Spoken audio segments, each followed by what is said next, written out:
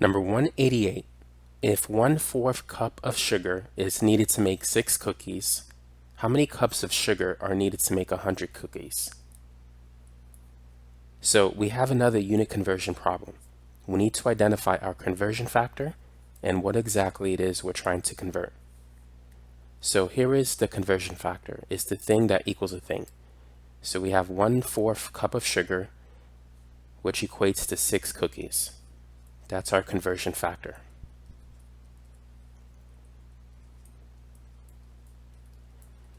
Now what we're trying to do is we're trying to answer this question. How many cups of sugar are needed to make 100 cookies?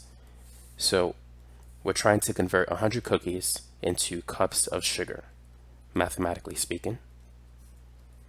So let's use our conversion factor. So we have the unit cookies on the top left. We want to put that on the bottom right. The other part of the conversion factor is going to go on the top of the second fraction. So now we just got to do the math. So it's 100 times 1/4 divided by 6. Notice that the unit cookies cancel, giving us the unit cups. So it's 100 times 1/4 divided by 6. 100 times 1/4. 1/4 of 100, or 100 divided by 4, that's 25. So it's 25 over 6 cups of sugar. Now what we need to do is convert the improper fraction into a mixed number. We could break up the fraction into smaller parts, or we could use long division. Let's use both methods. So what is the highest multiple of 6 just under 25? That's going to be 24. 25 minus 24 is 1. So we could break up 25 over 6 into 24 over 6 plus 1 over 6. 24 over 6 is 4.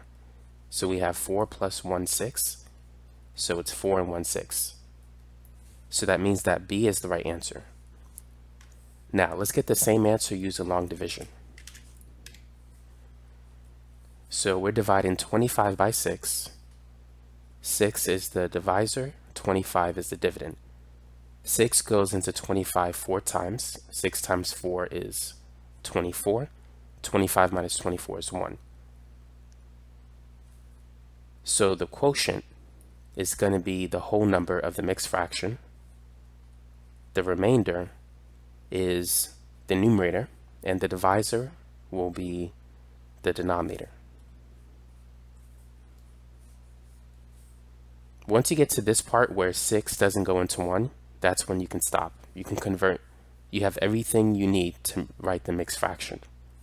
So the quotient is the whole number.